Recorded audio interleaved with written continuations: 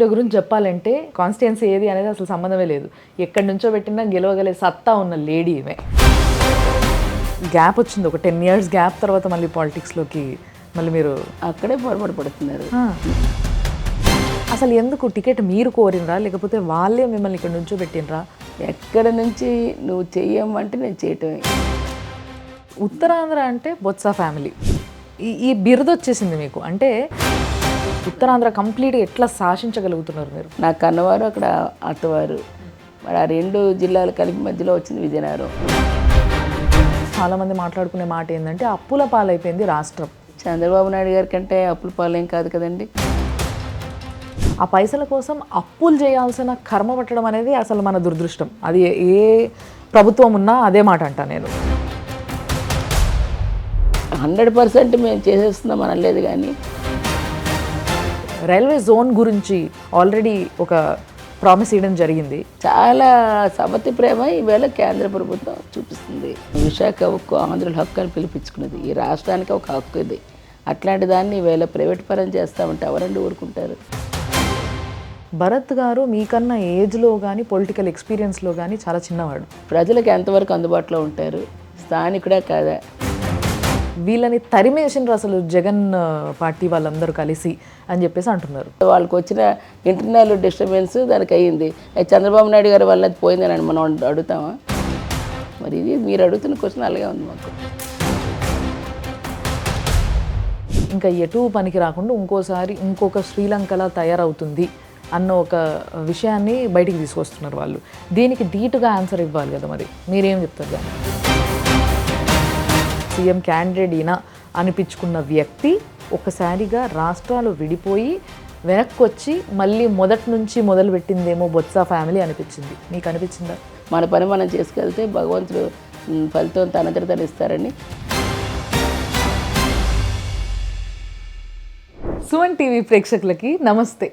ఈరోజు నేను వచ్చేసిన విశాఖపట్నం, వైజాగ్లో ఉన్నా నేను. సో వైజాగ్కి వచ్చిన అంటే నాకు తెలిసి మీ అందరికీ అర్థమైపోయి ఉంటుంది నేను ఎవరితో మాట్లాడబోతున్నా.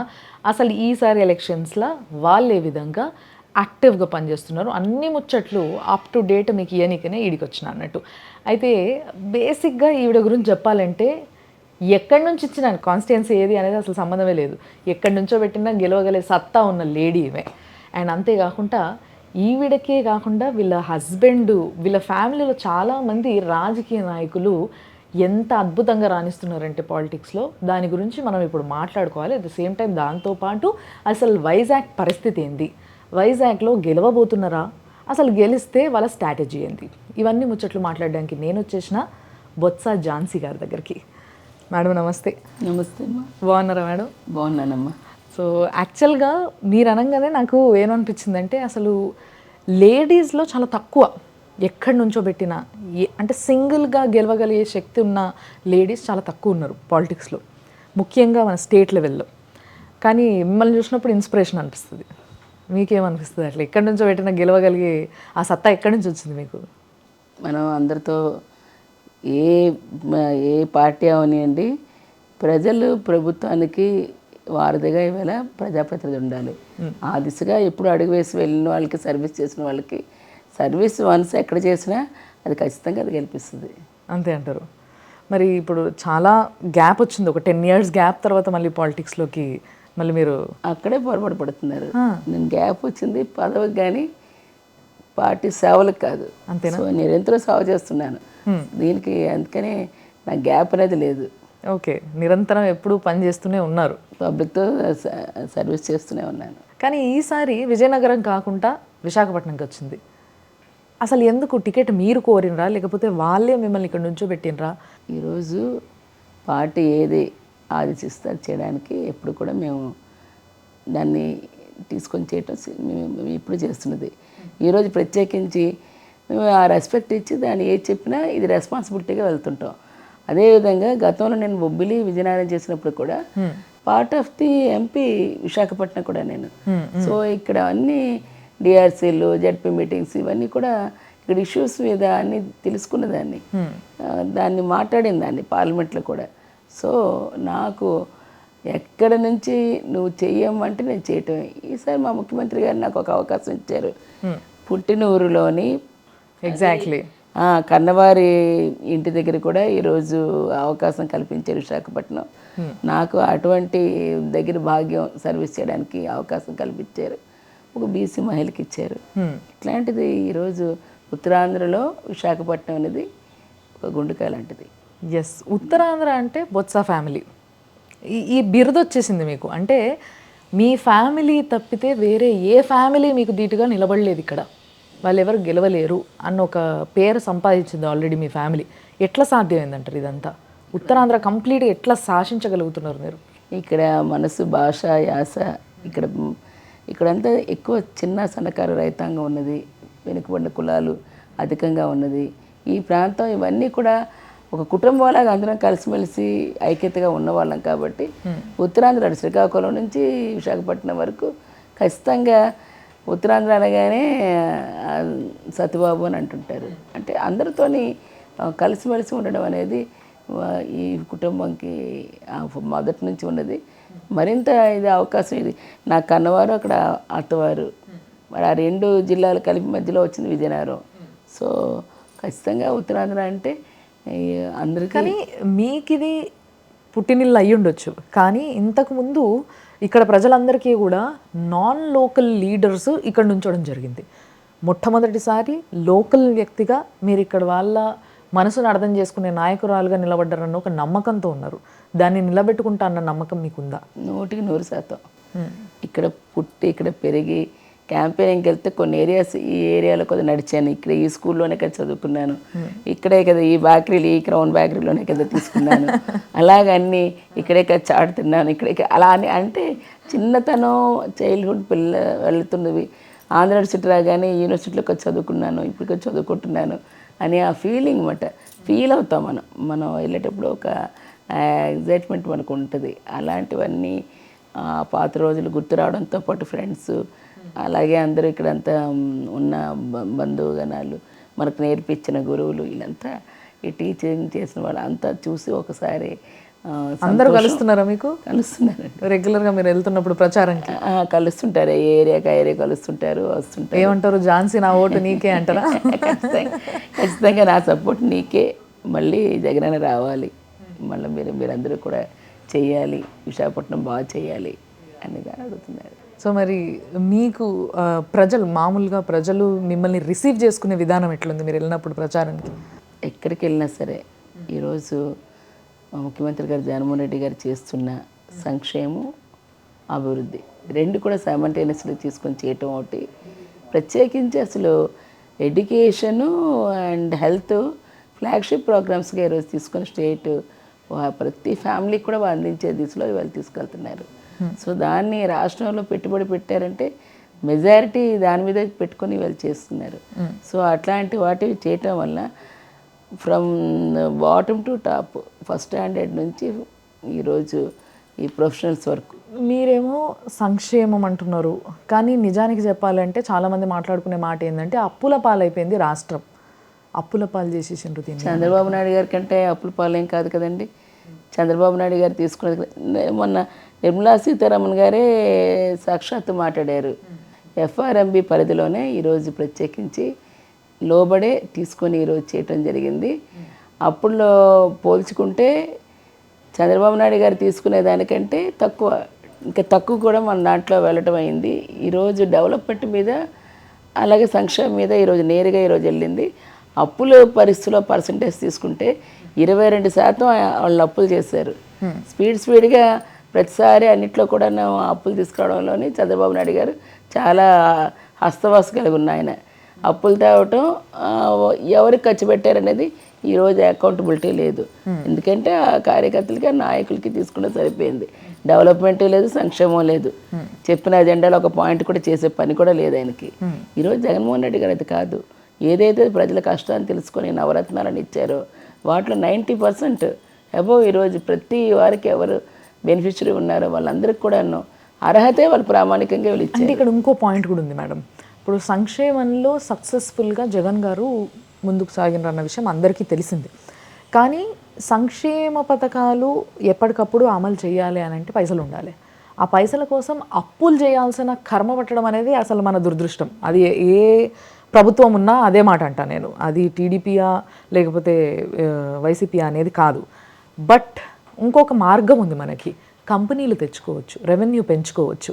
కానీ ఆ విషయంలో వెనుకబడింది అని చెప్పి కొందరు అంటున్నారు. దీనికి మీరు ఇచ్చే సమాధానం ఏంటి? పూర్వం అంతా కలిసి ఉండేటప్పుడు కంపెనీలను తీసుకెళ్ళి అక్కడ హెడ్ క్వార్టర్ హైదరాబాద్లో పెట్టబట్టే కదా ఈరోజు వచ్చింది ఈ డిస్పారిటీ. ఇప్పుడిప్పుడే ఇంకే ఆంధ్రప్రదేశ్ని పూర్తిగా ఏమీ కాకుండా దాన్ని వదిలేశారు. ఇంకా బాలా రెస్టారెంట్ నుంచి బయటికి పడాలి.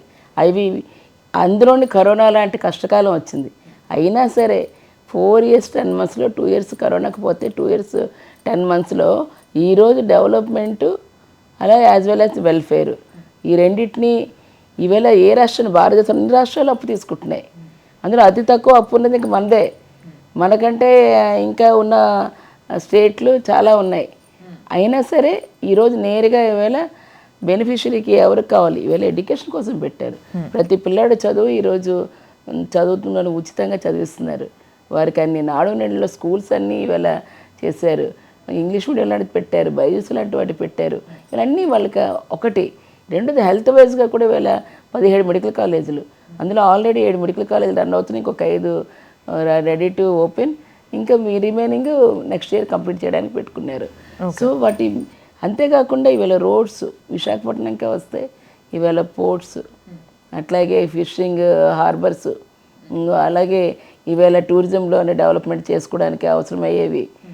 అంతేకాకుండా ఐటీ సజ్జలు లాంటి బీచ్ ఐటీ సజ్జ లాంటి వాటిని ఈవేళ ప్రపోజ్ చేసి దానికి మధురవాడలో కూడా ప్రత్యేకించి 2200 crores దానికి అవసరమైన ఇన్ఫ్రాస్ట్రక్చర్ అంతా ఇవాళ డైరెక్ట్గా గ్లోబల్ ఇన్వెస్టర్స్ వచ్చి ఇక్కడ సెటప్ చేసుకోవడానికి వాళ్ళకి అవసరమైనవి. అంటే ఈ విషయం మాట్లాడితే ఒకసారి మీరు ఇప్పుడంటే విశాఖపట్నం నుంచి ఎంపీగా నుంచున్నారు, కానీ ఇంతకుముందు విజయనగరం నుంచి కానీ బొబ్బిలి నుంచి కానీ ఉన్నప్పుడు మీరు పార్లమెంట్లో ఈ విషయం మాట్లాడాల్సి సమయం వచ్చినప్పుడు విశాఖపట్నం గురించి కూడా మాట్లాడడం జరిగింది.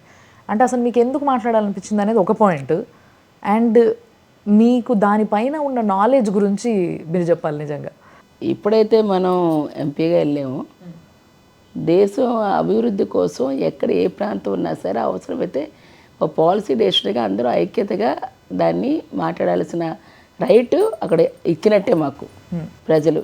అది నేషనల్ పర్స్పెక్టివ్ అవనివ్వండి, స్టేట్ అవనివ్వండి, లోకల్ అవనివ్వండి. అలాంటి దృష్టిలో వెళ్ళేటప్పుడు ఎక్కడ ఇది ఒక్కటే కాదు, ఇంటర్నేషనల్ స్థాయిలో కూడా అమెరికాలోని ఆస్ట్రేలియాలోని మన పిల్లలు విద్యార్థులు పడుతున్న కష్టాలు కానీ వాటి గురించి మాట్లాడాను. అలాగే అంగోలియాలోని వాటికి సంబంధించి మన కార్మికులు ఇబ్బందులు పడుతుంటే వాళ్ళ కష్టాల గురించి మాట్లాడి వాళ్ళని విడిపించమని చెప్పాను. అలాగే అదొకటే కాకుండా మన రాష్ట్రంలో అనుకోండి తిరుపతి లాంటి లడ్డూకి పేటెంట్ రైట్ కల్పించి వాళ్ళని పోరాడాను. అలాగే ఏదైతే ఇవాళ మనకి కేరళలో అయ్యప్ప స్వామి టెంపుల్ది అక్కడ కూడా దాని గురించి కూడా ఇవాళ అందరికీ దర్శనానికి అలాంటి వాటి గురించి మాట్లాడాం. అంటే ఒకటి కాదు, మనకుండే అవసరం అందరికి కూడా అది వెళ్ళాలనే ఆలోచనతోనే ఒక విధానపర నిర్ణయాని కోసం మనం ఏదైనా మాట్లాడడానికి వాళ్ళ రైట్ ఉంటుంది. అందులోని ఇది పుట్టినూరని మమకారం ప్రత్యేకంగా ఉంటుంది. ఇంకోటి ఉత్తరాంధ్రలోని వెనుకబాటుతనం పోవాలంటే విశాఖపట్నం లాంటి మహానగరంగా ఇవాళ తీర్చిదిద్దుకునే దిశగా వెళ్ళాలి. అంటే బేసిక్గా విశాఖపట్నం నేను ఒకప్పుడు చూసినప్పటికీ ఇప్పటికీ చాలా డెవలప్ అయింది, దాంట్లో డౌటే లేదు. కానీ ఇక్కడ ఉద్యోగం చేసుకునే అవకాశం తక్కువ ఉంది అని చెప్పి నేను ఇప్పుడు వచ్చేటప్పుడు కూడా కొంతమంది క్యాబ్ డ్రైవర్స్తో వాళ్ళతో మాట్లాడినప్పుడు వాళ్ళు నాకు చెప్పి బాధపడుతున్న విషయం ఇదే అమ్మ. ఏంది అని అంటే మాకు ఇక్కడ ఉద్యోగాలు లేవు, మేము ఇంజనీరింగ్ చేసినాం కానీ క్యాబులు తోలుకుంటున్నాం, మాకు ఉద్యోగాలు కల్పిస్తే అసలు అంతకు మించి ఏం అవసరం లేదు మాకు అన్న ఒక ఆందోళనలో ఉన్నారు వాళ్ళంతా.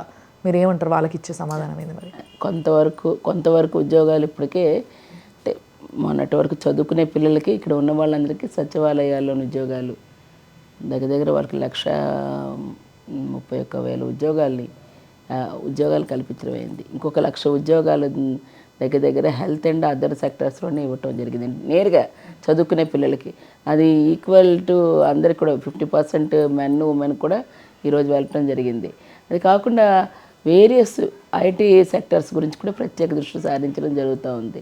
అలాగే ఇక్కడున్న బీచ్ ఏరియా అంతా కూడాను దానికి సంబంధించినవి ఎక్కడెక్కడున్న బీచెస్ కూడా డెవలప్మెంటు, అంటే కొన్ని ఇండివిజువల్గా చదువుకునే వాళ్ళు కూడా సెల్ఫ్ సస్టైనబుల్ అవడానికి ఫుడ్ కోర్ట్స్ ఇంకా ఇతరత్ర పెట్టుకోవడానికి కూడా అలాంటి వాటిని కూడా ఎంకరేజ్ చేస్తూ అయితే మీరు అనుకున్నది ఐటీ జోన్లో కూడా ఇవాళ తీసుకుని ఉంటే దానికి సంబంధించి కూడా ఇక్కడ ఆల్రెడీ కొన్ని సెంటర్స్ స్టార్ట్ అయి ఉన్నాయి.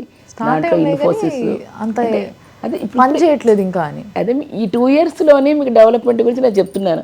4 yearsలో 2 years కరోనాకి వెళ్ళిపోతే ఈ 2 years కష్టకాలంలోని ఎంత హార్డ్ వర్క్ చేస్తే విశాఖపట్నాన్ని గ్రోత్ హబ్ సిటీగా ఈరోజు భారతదేశంలో 4 ఇస్తే ఒక సిటీగా ఈ పేరుని ఈవేళ నీతి ఆయోగ్ లాంటి మరి ప్లానింగ్ కమిషన్ ఈరోజు ఇచ్చిందంటే ఒకసారి ఆలోచించండి. ముఖ్యమంత్రి గారు ఎంత ఎఫర్ట్ పడితే ఈరోజు అది రాగలుగుతుంది. సో ఈసారి మీరు మాట ఇవ్వగలుగుతారా? మిమ్మల్ని గెలిపిస్తే ప్రతి ఒక్కరికి ఖచ్చితంగా ఇప్పటికే చాలా వాటితో నేను అన్నయ్య ఉన్నాయి, అమ్మోయులు కూడా రెడీగా ఉన్నాయి. దానికి సంబంధించి ఇన్ఫోసిస్ లాంటివి కానీ ఆల్రెడీ మా దగ్గర స్టార్ట్ అయినవి కంపెనీస్ కూడా ఉన్నాయి. ఐటీ ఒక పక్కన అవుతూ రెండో దానికి వాళ్ళు వెళ్ళేటప్పటికి ప్రత్యేకించి ఫార్మాస్యూటికల్స్ అచ్యుతాపురంలోని ఇలాంటివన్నీ కూడా రావటం పక్కని, అలాగే మీకు మెడికల్ హబ్ కింద ఇవాళ ఆరిలోవాలోని సూపర్ స్పెషాలిటీ హాస్పిటల్స్ అన్నీ రావటం, అలాగే యూనివర్సిటీస్ కొత్త యూనివర్సిటీస్ రావడం, ఇవన్నీ ఎంప్లాయ్మెంట్ క్రియేట్ అవుతున్నాయి కదా. 100% మేము చేసేస్తున్నాం అనలేదు, కానీ మ్యాక్సిమం యూత్కి ఈరోజు ఉపాధి అవకాశాల కోసమే మా ముఖ్యమంత్రి గారు దృష్టి పెట్టి ఇప్పుడు విషన్ విశాఖ కూడాను రీసెంట్గా దాన్ని కూడా రిలీజ్ చేశారు. దాంట్లో కూడా వీళ్ళు ప్రత్యేకించి ఏదైతే 1,05,000 కోట్లతోనే దానికి సంబంధించినవి అంత ముందు కావాల్సిన ఇన్ఫ్రాస్ట్రక్చర్ ముందు మనం ఇవ్వగలిగితే మనకున్న సీవేస్, ఎయిర్వేస్, రైల్వేస్, రోడ్వేస్ వీటన్నిటిని ముందు అవసరమైన ఫ్లైఓవర్స్ కావాలి, అవసరమైన 6 lane రోడ్స్ కావాలి, అవసరమైన ఫ్రైట్ కారిడార్ సంబంధించినవన్నీ ఉంటే ఈవేళ గ్లోబల్ ఇన్వెస్టర్స్ కలిపి మనకి ఈరోజు మనకు వచ్చి పెట్టుకునేవి. వాటన్నిటి దృష్టిలోనే పెట్టి అవసరమైన వాటన్నిటిని ఈవేళ ప్రత్యేకించి మీకు ముందే చెప్పాను ఐటీ సర్జ్ లాంటి దాన్ని కూడా ఏపీఐస్తో ఇవాళ చేసి కడుతున్నారండి. ఇవన్నీ కూడా ఖచ్చితంగా రేపు రానున్న ఒక్క 5 yearsలోనే యూత్ మన దగ్గరే కాదు బయట నుంచి వచ్చే వాళ్ళు కూడా ఇక్కడికే వచ్చి ఉద్యోగాలు చేసే పరిస్థితికి చుట్టుపక్కల ఉన్న 3 స్టేట్లు కూడా ఇక్కడికి వచ్చే పరిస్థితి కూడా వస్తుంది. మీరే మళ్ళీ ఇంటర్వ్యూ తీసుకున్నారు కానీ. డెఫినెట్లీ మ్యామ్, తప్పకుండా. మీరు ఇంత గట్టిగా చెప్పిన తర్వాత నేను తీసుకున్నా. అండ్ బట్ మీరు ఇందాక అన్నారు ఎడ్యుకేషన్ అన్నప్పుడు నాకు అడగాలనిపించింది. యాక్చువల్గా స్కాలర్షిప్ విషయంలో కొంతమంది స్టూడెంట్స్ ఇంకా కొంచెం మాకు స్కాలర్షిప్ అమౌంట్ ఏదైతే ఉందో ఇంకా రాలేదు అని చెప్పేసి ఇది అవుతున్నారు. సార్ కూడా ఎడ్యుకేషన్ మినిస్టర్గా ఉండే కాబట్టి నేను మిమ్మల్ని అడుగుతున్నా, ఏమంటారు మరి? ఏవైతే ఉన్నాయో ప్రతిసారి కూడా వాళ్ళు ఇప్పుడు ప్రీవియస్ అయితే కాలేజ్కి ఇచ్చేవారు, ఇప్పుడు కాలేజ్కి డైరెక్ట్గా స్టూడెంట్కే అమౌంట్ పంపిస్తున్నారు పేరెంట్స్కే. వాళ్ళు ఇన్ టర్మ్ వాళ్ళు కట్టేసుకోవాలి. అంటే ప్రాబ్లం ఎక్కడ వస్తుంది అంటే మ్యామ్, మిడిల్ క్లాస్లో మీకు తెలుసు, మిడిల్ క్లాస్ ఫ్యామిలీస్లో ఎప్పుడైతే వాళ్ళకి చేతిలో పైసలు వస్తాయో, ఆల్రెడీ చేతిలో పైసలు 1,00,000 రూపాయలు వస్తే వాళ్ళకి 5 లక్షలకు దగ్గర పని రెడీగా ఉంటుంది అన్నట్టు. సో వీళ్ళు పిల్లల చదువులకి కాకుండా ఎటో ఖర్చులు పెడతారు అన్న ఒక దీంతో, అంటే వాళ్ళ చేతిలో కూడా ఏం లేదు పాపం, వాళ్ళ జీవితం అట్లా ఉంటుంది. సో దాన్ని అవాయిడ్ చేయడానికి ఇంతకుముందు ప్రాసెస్ బెటర్ ఏమో అనేసి కొంతమంది అంటున్నారు. మరి ఒకవేళ అలాగే మెజారిటీ ది పీపుల్ స్టూడెంట్స్ దగ్గర నుంచి వస్తే, ఒకప్పుడు తల్లిదండ్రులే ఆ విధంగా అడిగారు. మాకు కూడా మా పిల్లలు కాలేజ్ పంపించడానికి రెస్పాన్సిబిలిటీ ఉంటుంది, మాకు భరోసా ఉంటుంది. వాళ్ళకి ఇచ్చేస్తే మా పిల్లలకు వస్తున్నాయో లేదో, వాళ్ళు ఏదో లేదని చెప్తే కొన్ని కాలేజ్ లేకపోయినా పిల్లలు లేకపోయినా మెసిటలైజేషన్ చేసే పరిస్థితులు కూడా వస్తున్నాయని అవాస్తవాలు కూడా వాస్తవాలు అట్లాంటి కంప్లైంట్స్ కూడా వస్తుండేవి. ఇవన్నీ కాకుండా నేరుగా నా విద్యార్థి చదివాడు అనుకోండి, నేరుగా నాకు వస్తే నా పిల్లల్ని నేను చూసుకొని చేస్తాను కదా అని పేరెంట్స్ కూడా అడిగిన దాని మీద ఇవన్నీ చేశారు.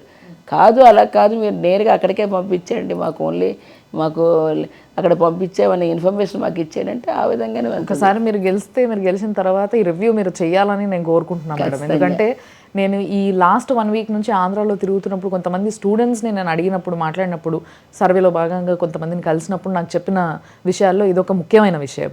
అండ్ ఇంకోటి, ఇక్కడ మనకి ఏదైతే రైల్వే జోన్ గురించి ఆల్రెడీ ఒక ప్రామిస్ ఇవ్వడం జరిగింది, కానీ ఆ పని కూడా ఇంకా ముందుకు రావట్లే. దీని గురించి మీరు ఏమన్నా ఆలోచిస్తున్నారు? రైల్వే జోను అసలు మేము ఉండేటప్పుడు కూడా ఆ రోజు ఏదైతే ఉందో సమైకాంధ్ర మూమెంట్లో ఆ టైంలో కూడా విశాఖకి రైల్వే జోన్ ఇవ్వాలని అడిగాం. విశాఖకి రైల్వే జోన్ కావాలని అడిగాం. కేకే లైన్తో కలిపిన దాన్ని మనకి రైల్వే జోన్ ఇస్తూ మన వాలంటీర్ డివిజన్ కూడా మనకి ఇందులోని ఉంచమని చెప్పేది ఉద్దేశం మీద మనం అడిగాం.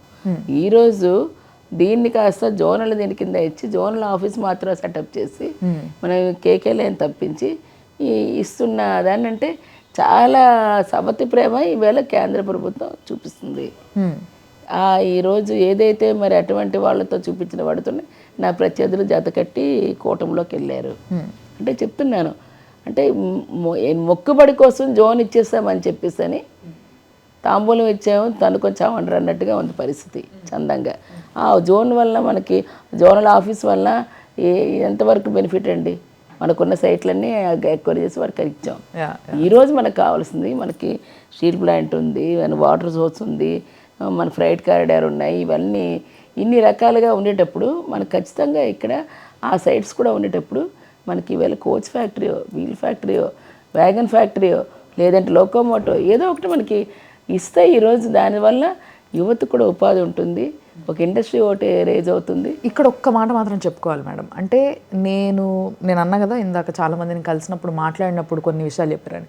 మీ గురించి అడిగినప్పుడు డైరెక్ట్గా నాకు చెప్పిన విషయం ఏంది అని అంటే, కొంతమంది ఈ ఫ్యాక్టరీస్ చుట్టూ ఉన్న వాళ్ళు, ఫ్యాక్టరీస్కి కొంత ప్లేస్ని వదులుకున్న వాళ్ళు, లేకపోతే దాంట్లో ఇంతకుముందు పనిచేసి ఇప్పుడు ఉద్యోగాలు లేని వాళ్ళు ఎవరైతే ఉన్నారో వీళ్ళందరికీ కూడా మీరు ఎక్కడో ఒక దగ్గర ఉద్యోగం కల్పించిండ్రు అన్న విషయాన్ని కొంతమంది చెప్పిండ్రు.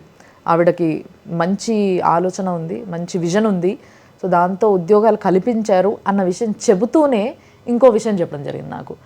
ఏమని అనంటే, స్టీల్ ఫ్యాక్టరీ పైన ప్రస్తుతం 50-50% ఉంది, స్టేట్ గవర్నమెంట్ 50, సెంట్రల్ గవర్నమెంట్ 50 ఉంది. బట్ ఎలక్షన్స్ అయిపోయిన తర్వాత కంప్లీట్గా ప్రైవేటైజ్ చేస్తారేమో అని ఒక భయము ప్రజల్లో చాలా ఉంది.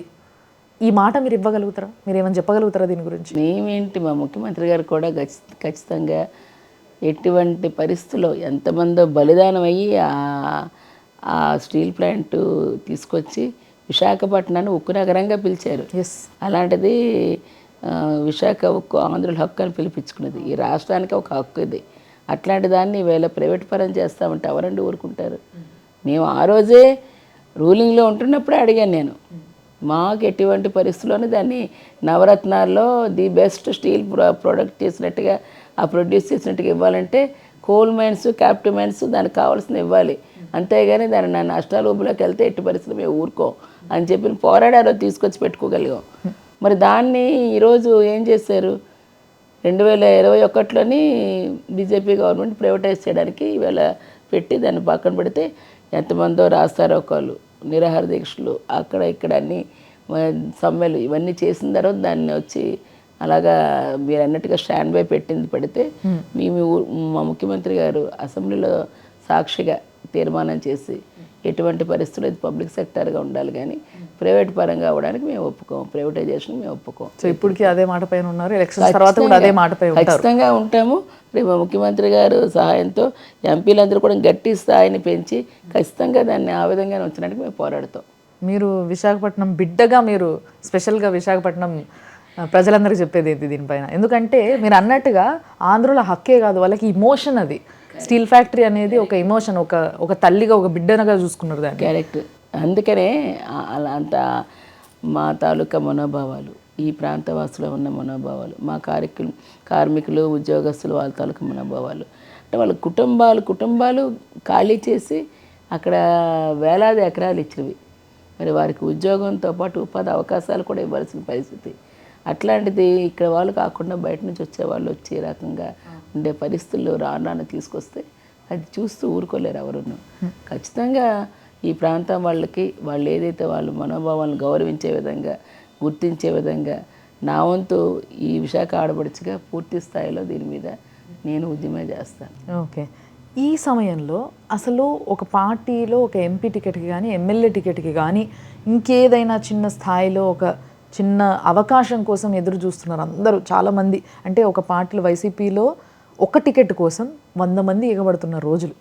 అలాంటి సమయంలో మీ ఫ్యామిలీకి జంబో ప్యాక్ లాగా ప్రతి ఒక్కరికి టికెట్లు ఇచ్చిండ్రు. ఎందుకు ఇంత ప్రేమ అంటారు వైసీపీ ప్రజలకి? అంటే ముఖ్యంగా జగన్ గారికి మీ ఫ్యామిలీ అంటే ఎందుకు అంత ప్రేమ? మాకిచ్చే పదవులు కానీ ప్రజలతో ఎన్నుకోబడినవి కానీ ఈవెన్ డైరెక్ట్గా నామినేటెడ్ పోస్టులు కాదు.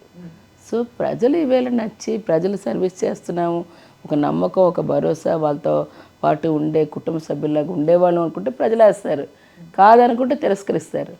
దాన్ని ఈరోజు ప్రజలతో ఎన్నుకోబడుతున్నాం. మాకెవరు ఏ పార్టీలు ఉన్నప్పుడు ఇచ్చినా సరే ఆ విధంగా వేస్తున్నాం. ఈరోజు విశాఖపట్నం నువ్వు చేయమ్మా, నువ్వు చేయాల్సిన అవసరం ఉందని మా ముఖ్యమంత్రి గారు ఆదేశిస్తే తప్పకుండా సరే సవహిస్తాను. చాలా సంతోషంగా తీసుకున్నాను ఈసారి. ఎందుకంటే ఇక్కడ కూడా సర్వీస్ చేసే భాగ్యాన్ని నాకు కల్పించారని. ఖచ్చితంగా ప్రజలతో మమేకమైన వాళ్ళకి, ప్రజల కోసం పోరాడే వాళ్ళకి ఖచ్చితంగా ప్రజలు ఈవేళ వాళ్ళ హక్కుని చేర్చుకుంటారు. ఖచ్చితంగా ఒక నమ్మకం అంటూ వారికి కలిగి ఉంటే తప్పనిసరిగా చేస్తారు. కాదు అనుకోండి, బొత్స ఫ్యామిలీకి అది వంట లేదు అనుకోండి, తిరస్కరిస్తారు. ఏదైనా మరి స్పోర్టివ్గా తీసుకోవాల్సిన బాధ్యత. ఇప్పటి వరకు ఆ బిరుదు రాలేదు మేడం మీకైతే, అంటే బొత్స ఫ్యామిలీ చెయ్యలేదు అన్న మాట మాత్రం రాలేదు, బట్ వేరే వాళ్ళకి అవకాశం ఇవ్వదా అన్న మాట మాత్రం డెఫినెట్గా వస్తుంది. అప్పుడేమంటారు? కష్టపడమనండి, చేయమనండి, ప్రజలు మాకు పోటీగా చేయమనండి అంటారా? ప్రజల మనసుని దోచుకోమనండి, వాళ్ళతో అందుబాటులో ఉండమనండి. ఇక్కడ వచ్చేవాళ్ళు అందుబాటులో ఉండేవాళ్ళు కాదు, పిలిస్తే పలికేవాళ్ళు కాదు. అట్లాంటి వాళ్ళు వచ్చి ఎన్నికల కోసం పోటీ చేయడానికి వచ్చి తర్వాత ఎక్కడో మధ్యలో మరి కనబడరు, మళ్ళీ ఎన్నికలప్పుడే వస్తుంటారు. అలాగుంటే ప్రజలు కూడా ఆ విధంగా చూస్తారు. నీ కష్టం ఉందన్నప్పుడు, సుఖం ఉన్నప్పుడు వెళ్ళలేకపోయినా పర్వాలేదు, కానీ కష్టం ఉందనేటప్పుడు ఆ మనిషికి అండగా వాళ్ళు నిలబడితేనే కదా అది. ఎస్. సో మీరు ఒక మహిళగా మహిళా వాలంటీర్ల పైన చాలా అసభ్యంగా మాట్లాడడం జరుగుతుంది వాళ్ళతోని, వాళ్ళ గురించి అని చెప్పేసి మన పవన్ కళ్యాణ్ గారు కమెంట్ చేసిండ్రు. మీరు ఒక మహిళగా దానిపైన స్పందిస్తే ఏమంటారు? నేను ఆ రోజే ఖండించాను.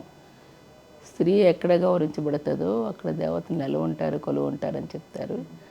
మరి స్త్రీని గౌరవించే దేశంగా ఈరోజు ఆ దేశంలో పుట్టిన ఒక వ్యక్తిగా ఆ విధంగా అనడం తగదు. ఖచ్చితంగా అనుమానించడం అనేది చాలా తప్పు. ఏదైనా ఉంటే నేరుగా చెప్పండి, కానీ ఏదో స్క్రిప్ట్లు ఇస్తే సినిమా డైలాగ్లా మాత్రం చదవకండి దయచేసి. మీరు విజ్ఞులు. మరి వైసీపీలో ఆడవాళ్ళకి ఆ మర్యాద ఉందంటారా? ఖచ్చితంగా ఉంటే ఈ మాట ఎందుకు వస్తుంది? ఖచ్చితంగా ఉంది కాబట్టి వీళ్ళ మహిళలకి ఈవేళ ఖచ్చితంగా ఉండబట్టే సమానంగా వారికి అన్ని జెండర్ జస్టిస్ అనేది వాళ్ళు జరుగుతుంది.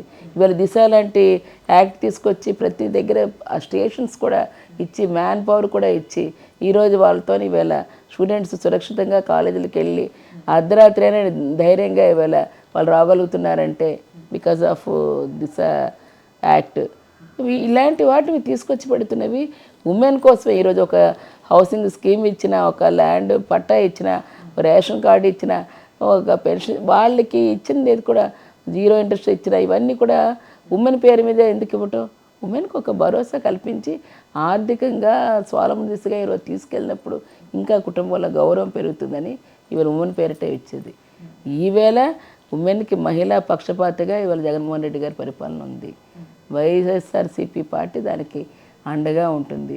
ఖచ్చితంగా ఇవాళ మహిళలు ఎక్కడికి వెళ్ళి మీరు అడగండి, కనిపించండి, ఎవరు ఈవేళ మీకు నెగిటివ్ ఏమొస్తాయి, పాజిటివ్ ఏమొస్తాయి, ఎప్పుడు ఏ కాలంలో ఎలాగుండి పిల్లలు చదువుకోగలుగుతున్నారంటే. మీరు చూస్తే గతంలో కొన్ని కాల్స్ కూడా బయటకు వచ్చినాయి, లైక్ వాలంటీర్స్, ఫీమేల్ వాలంటీర్స్తోని కొంచెం ర్యాష్గా మాట్లాడడం కావచ్చు, ఇలాంటివి కొన్ని వచ్చినాయి. ఇలాంటివి వచ్చినప్పుడు కూడా కొంత బాధ అనిపిస్తుంది చూస్తే.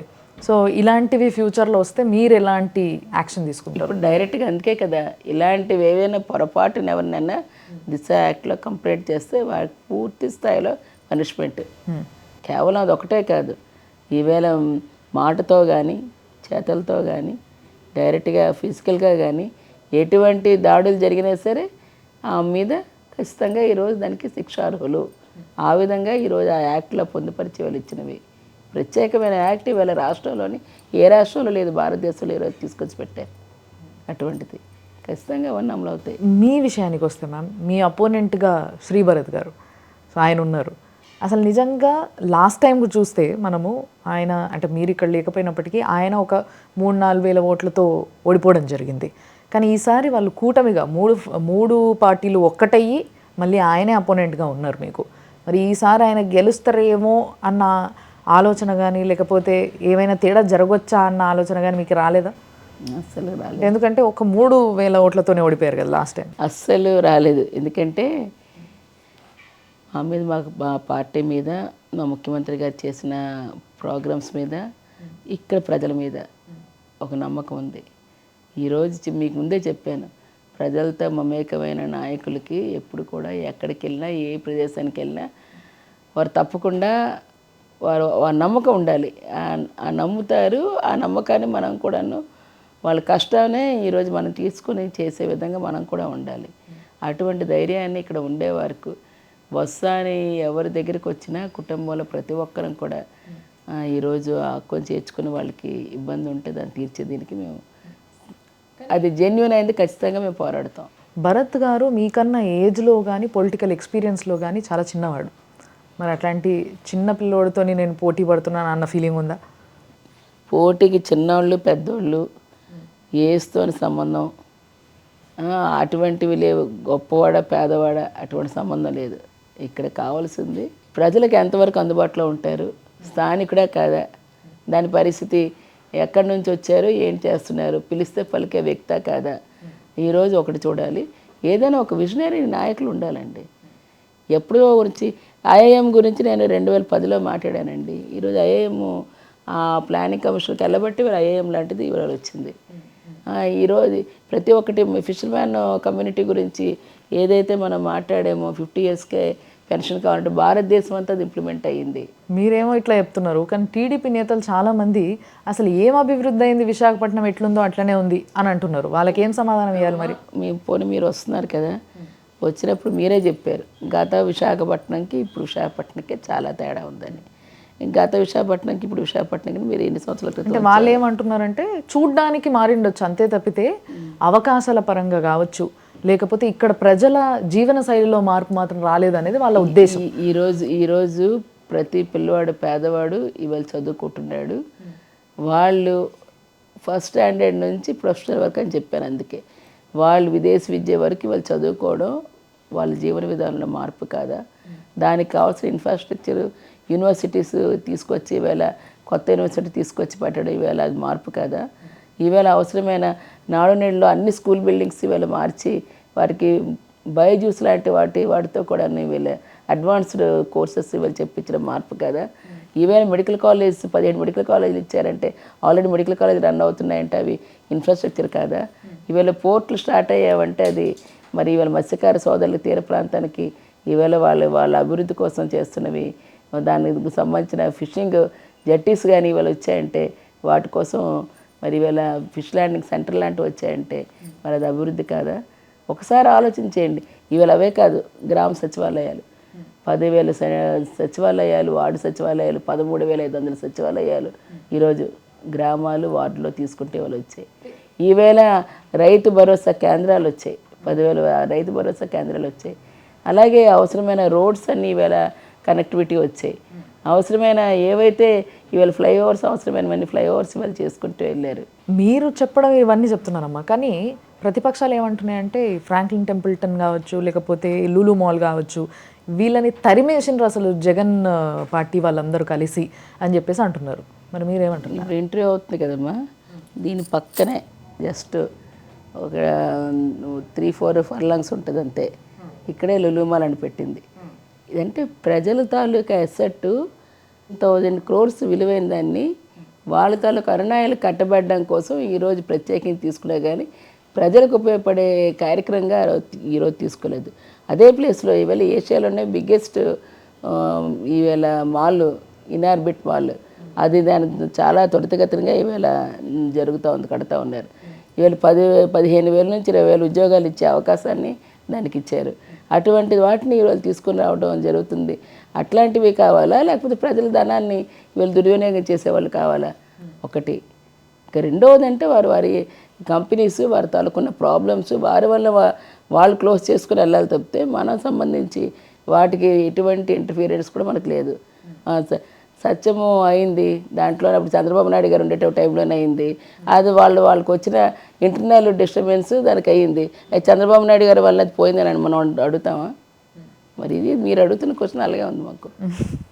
సో యాక్చువల్గా వాళ్ళు చేస్తున్న విమర్శల్లో చాలా విమర్శలు ఏ విధంగా ఉన్నాయంటే, ఇంకా రానున్న కాలంలో రాష్ట్రంలో ఏమీ మిగలదు, అప్పుల పాలైపోయి ఇంకా ఎటు పనికి రాకుండా ఇంకొక శ్రీలంకలా తయారవుతుంది అన్న ఒక విషయాన్ని బయటికి తీసుకొస్తున్నారు వాళ్ళు. దీనికి ధీటుగా ఆన్సర్ ఇవ్వాలి కదా, మరి మీరేం చెప్తారు దానికి? అచ్యుతాపురం సెజ్ కానీ, ఆరిలోవా మెడికల్ హబ్ కానీ, అలాగే ఈవేళ ఫార్మా కంపెనీస్ కానీ, ఐటీ సజ్జలు కానీ ఇట్లాంటివన్నీ ఈరోజు ఆల్రెడీ రన్ అయి ఉన్న వాటిలో ఎగ్జాంపుల్స్ కూడా మీకు చెప్పాను. ర్యాన్స్టాడ్ కానీ, డబ్ల్యూఎన్ఎస్ కానీ, ఇన్ఫోసిస్ కానీ, ఇలాంటి భారత్ ఎలక్ట్రికల్ సాఫ్ట్వేర్ కంపెనీస్ కానీ ఇవన్నీ కూడా ఆల్రెడీ రన్ అవుతున్నవి. ఇంకా కొత్తవి అదాని డేటా సెంటర్ లాంటివి ఇలాంటివి కూడా ఈరోజు ఇన్ఫోసిస్ లాంటివి అలాంటివన్నీ కూడా ఈరోజు విప్రో రన్ అవుతే ఎంప్లాయ్మెంట్ ఎందుకమ్మా ఇంకా ప్రాబ్లంగా ఉంది? ఇప్పుడు స్టార్టింగ్ ఆల్రెడీ ఎంప్లాయ్మెంట్ స్టార్ట్ అయ్యింది. దీన్ని ఇంకా ఇనీషియల్గా వాళ్ళు స్టార్ట్ చేశారు.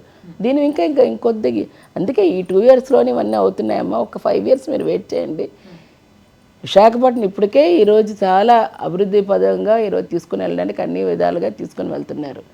రానున్న రోజుల్లో ఇంకా పూర్తి స్థాయిలో దీనికి సంబంధించిన వాటిని ఈవేళ విశాఖలోని ఈరోజు ఏదైతే మేము అనుకున్నాం ఖచ్చితంగా 1,05,000 కోట్లతోని ఈరోజు పూర్తి స్థాయిలో ఎంప్లాయ్మెంట్ ఇవ్వడానికి అలాగే దానికి కావాల్సిన ఇన్ఫ్రాస్ట్రక్చర్కి దానిలో పూర్తి స్థాయిలో ఈరోజు తీసుకుని వెళ్తున్నారు. ఈరోజు 12 ఫ్లైఓవర్స్ వేస్తున్నారు. 6 లైన్ రోడ్డు ఇక్కడ నుంచి via Bheemili international Bhogapuram international airport వస్తుంది. అది ఆల్రెడీ తయారవుతుంది. దాంట్లో ఉపాధి అవకాశాలు దాంట్లో ఉన్నాయి. ఈవేళ ఆరిలో వాళ్ళంతా మెడికల్ హబ్ లాగా ఉంటుంది అంతా. మన స్టేటే కాకుండా పక్క 3-4 రాష్ట్రాల వాళ్ళు వచ్చి వాళ్ళ చేసుకొని సూపర్ స్పెషాలిటీ హాస్పిటల్లో ట్రీట్మెంట్ తీసుకుని వెళ్తుంటారు. ఇవన్నీ ఎంప్లాయ్మెంట్ జనరేషన్ క్రియేట్ చేస్తున్నారు కదా. ఇవన్నీ ఇంకో 5 సంవత్సరాలు మీకు కంపల్సరీ మీకు ఒక ఛాన్స్ ఇవ్వాల్సిందే అంటారు. అయితే తీరితేనే ఇవన్నీ జరుగుతాయి. చంద్రబాబు నాయుడు గారు 660 అజెండా పాయింట్లు ఇచ్చారు. ఒక్కటంటే ఒకటి వెల్ఫేర్ లేదు, డెవలప్మెంట్ లేదు. ఓన్లీ డెవలప్మెంట్ అంతా వాళ్ళ నాయకులు కార్యకర్తలకి డెవలప్మెంట్ చేశారు కానీ ప్రజలకు ఇచ్చే పరిస్థితే లేదు. ఈవేళ సచివాలయాలు వచ్చి వాలంటీర్ వ్యవస్థ ద్వారా నేరుగా ప్రతి ఇంటికి నీతివంతంగా ఈవేళ డైరెక్ట్ బెనిఫిషరీకే ఈరోజు ట్రాన్స్ఫర్ అయ్యే పరిస్థితులు ఈవేళ వచ్చాయి. ఈవేళ దాంతోపాటు ఇన్ఫ్రాస్ట్రక్చర్ అంతా వచ్చాయి, యూనివర్సిటీస్ వచ్చాయి. ఇట్లాంటివన్నీ తీసుకొని వచ్చినవి ప్రభుత్వం ఇవన్నీ వారికి కనబడవు. ఎందుకంటే వాళ్ళు చెప్పుకోవడానికి ఒకటి కూడా కనిపించలేదు. మరి అందుకనే వాళ్ళు ఏం చేస్తారంటే ఆడలేని వాళ్ళు దేని మధ్య మీద ఏడ్చారని చెప్పని అలాగే ఉంటుంది బట్. ఓకే, కానీ మీరు మాట్లాడుతుంటే నాకు నిజంగా ఈ ప్రశ్న అడగాలనిపించిందమ్మా. బేసిక్గా ఎవరన్నా ఒక మొగాడి విజయం వెనక ఆడదుంటుంది అని అంటారు. కానీ మీరు ఇద్దరు కూడా పాలిటిక్స్లో ఉన్నారు, ఇద్దరు యాక్టివ్గా ఉన్నారు. ఇద్దరికి సపరేట్గా గొప్ప పేరుంది. ఒకరిపైన ఒకరు ఆధారపడి కానీ ఒకరి ఇన్ఫ్లుయెన్స్ ఇంకోరి పైన కానీ కనిపించదు. అసలు నిజంగా ఎవరి వెనక ఎవరున్నారు, ఎవరి విజయానిక ఎవరున్నారంటే ఏమంటారు మీరు?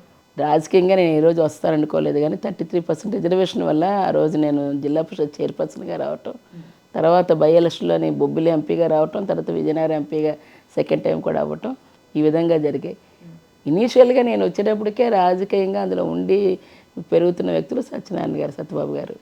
సో ఫస్ట్ వారు నాకు 6 కార్యక్రమాలు చూసి వారి సర్వీస్ చూసి నేను నేర్చుకున్నాను అక్కడ ఓనమాలు.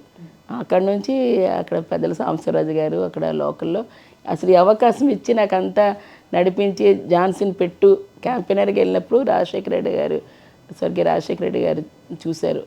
వారు ముఖ్యమంత్రిగా ఆయన అపోజిషన్ లీడర్గా ఉండేటప్పుడు 2001లో అపోజిషన్ జిల్లా పరిషత్ చైర్పర్సన్గా నేను ఎన్నికయ్యాను. వారు జాన్సన్ నిలబెట్టమని చెప్పింది అక్కడ నుంచి. సో నాకు ఖచ్చితంగా నాకేం తెలియపోయినా వారి తాలూకా అపారమైన అనుభవం ఖచ్చితంగా ఇది ఇలా చెయ్యి అని ఒకసారి చెప్పి నీ గవర్నెన్స్ ఎలా ఉంటుందో నువ్వు చెయ్యు.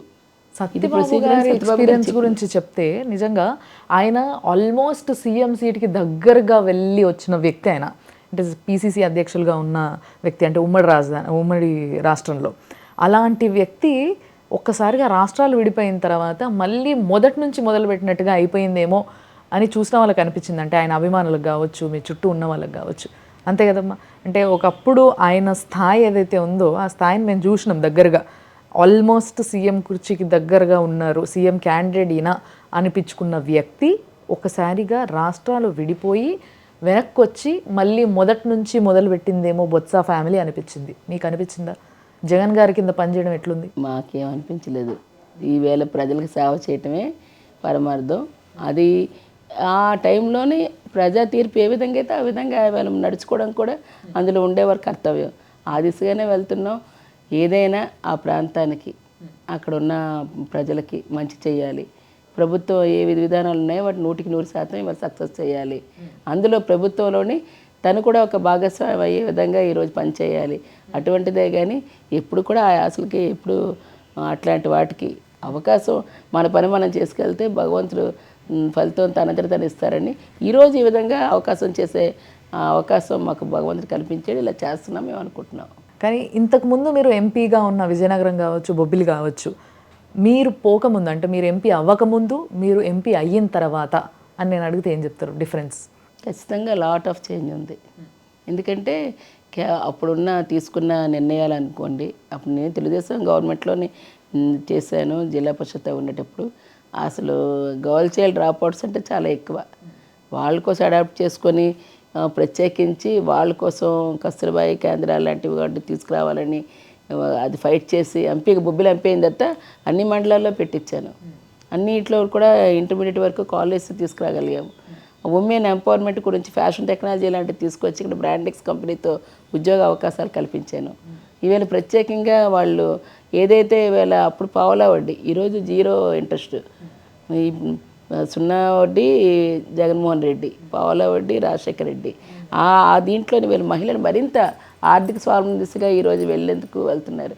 ఇంకా నాకు ఈ అవకాశం ఉన్న మహిళలు నా అక్క చెల్లెలు ఇస్తే మా ముఖ్యమంత్రి గారి దృష్టిలో తీసుకెళ్ళి ఖచ్చితంగా మహిళా బ్యాంక్ అనే దాన్ని మాత్రం ఇక్కడ నెలకొల్పడానికి నా వంతు తీవ్ర కృషి చేస్తాను. సో ఇప్పుడు మీరు ఝాన్సీ గారి ఒక మార్క్ని మీరు గుద్దబోతున్నారనమాట చాలా త్వరలో. ఖచ్చితంగా ఒక మహిళగా మహిళల మీద ఎంతైనా ఉంటుంది కదా, కొంత పర్సెంటేజ్ అయినా. ఎస్. సో ఎంత మెజారిటీతో గెలవబోతున్నారని అనుకుంటున్నారు మరి? మెజారిటీ అనేది కాదు, విజయం విజయమే.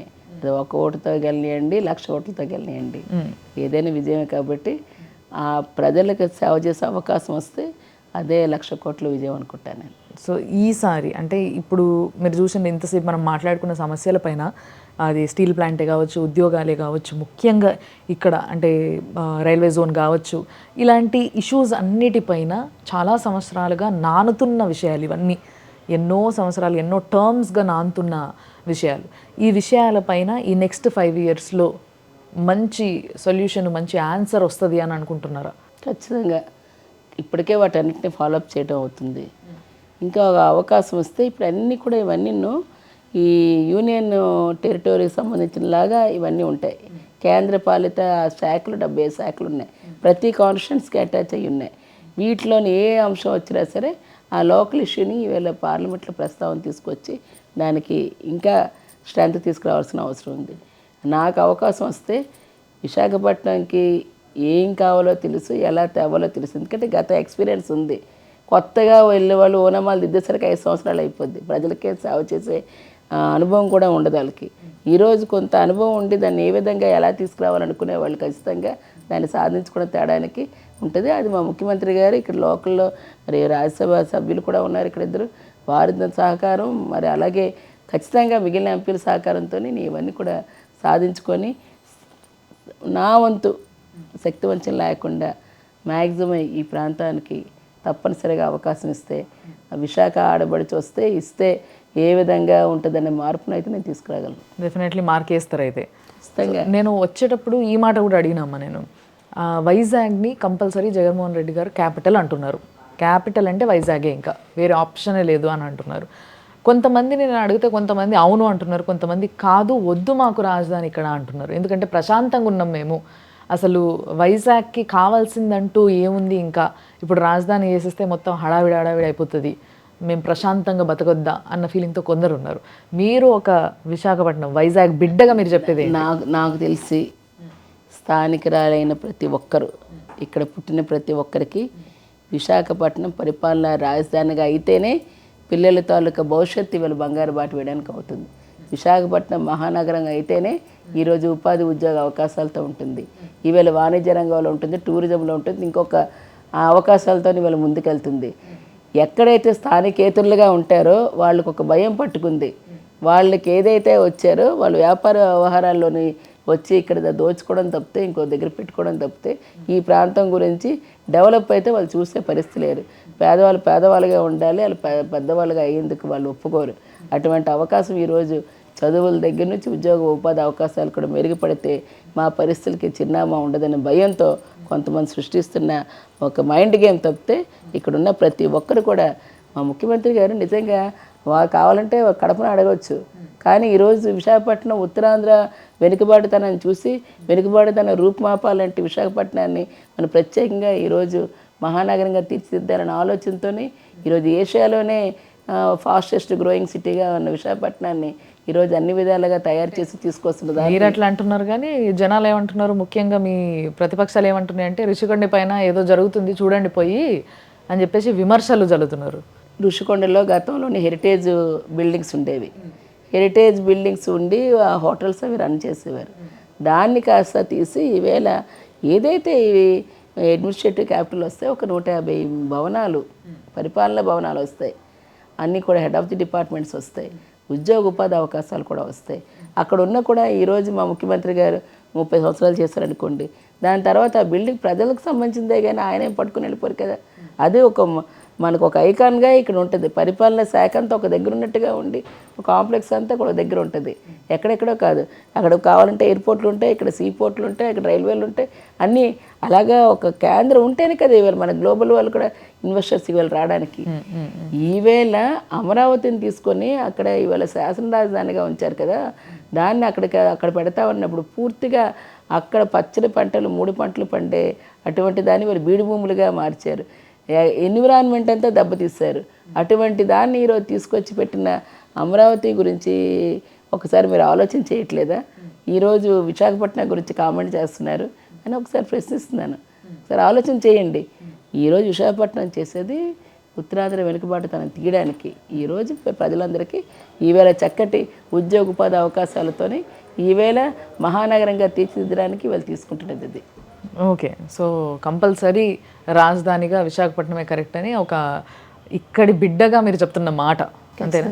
ఖచ్చితంగా. అసలు మీరు నా మాటే శాసనం రేంజ్లో చెప్తున్నారు. మీ ప్రజలందరికీ మీరు ఏ మాట ఇస్తున్నారు, ఏం చెప్తున్నారు? ఈ ఎలక్షన్స్కి మీరు చెప్పబోయేది చెప్పండి. ఈరోజు ఏదైతే మన విశాఖపట్నాన్ని ప్రత్యేకించి ఇక్కడ పుట్టిన ఆడబడుచుగా మీ అందరికి కూడా నేను పేరున రిక్వెస్ట్ చేస్తున్నాను. మరి మన ఛానల్ ద్వారా తప్పనిసరిగా మన పిల్లల తాలూకా బంగారు భవిష్యత్తు మన చేతిలోనే ఉంది. అటువంటి బంగారు భవిష్యత్తు వేసుకొని ఎక్కడికో మైగ్రేట్ అయిపోవడం కాకుండా ఉన్న ఊర్లోనే ఉద్యోగ అవకాశాలతో ఈరోజు మరికొంతమందికి కూడా ఈరోజు తీసుకొచ్చి పెట్టే విధంగా, మరి అన్ని సుందర నగరంగా మన ఘన చరిత్రని 10 మందికి చాటి చెప్పే విధంగా ఇవాళ డెవలప్ అయ్యే విధంగా ఖచ్చితంగా వాటన్నిటిలో నిన్ను ఈరోజు రావాలంటే మనందరం కూడా ఒకటే మాట మీ అందరికీ. ఈరోజు జగన్మోహన్ రెడ్డి గారు ఇచ్చిన మనకి అడ్మినిస్ట్రేటివ్ క్యాపిటల్ పరిపాలన రాజధాని 100కి 100 రూపాయలు మనం తీసుకురావాలి. జగనన్న మళ్ళీ రావాలి, మన తలరాతులు మారాలి. అటువంటి దానికి మీరందరి తాలూకా ఆశీర్వాదం ఇవ్వాలి. తప్పనిసరిగా మీ ఆడబడిచిగా నాతో పాటు ఉన్న ఎమ్మెల్యేలందరినీ కూడాను ఈవేళ గెలిపించి జగనన్న మళ్ళీ ముఖ్యమంత్రిగా ఇక్కడ ప్రమాణ స్వీకారం చేయించే వరకు అందరం కూడా కలిసికట్టుగా నడవాలని, దానికి అందరూ సిద్ధంగా ఉండాలని మీ ఆడబడిచిగా నేను పిలుపునిస్తున్నాను. వెరీ నైస్ అమ్మా, వెరీ నైస్. సో తప్పకుండా ప్రమాణ స్వీకారం వైజాగ్లోనే అనేసి మీరు ఆల్రెడీ మాటలలో చెప్పేసిండ్రు. సో చూద్దాం, డెఫినెట్గా ప్రజలు మిమ్మల్ని కోరుకున్నట్టయితే మిమ్మల్ని గెలిపిస్తారు. మీరు అన్నారు అప్పుడు నువ్వు రావాలి మళ్ళీ ఇంటర్వ్యూ చేయాలని. సో డెఫినెట్గా ఆ రోజు మళ్ళీ నేను కలుస్తాను మిమ్మల్ని. అప్పటి వరకు నేను కూడా వేచి చూస్తాను రిజల్ట్ కోసము పోలింగ్ అయిపోయిన తర్వాత. Thanks a lot and all the best అమ్మా. థ్యాంక్ యూ అమ్మా. Thank you so much.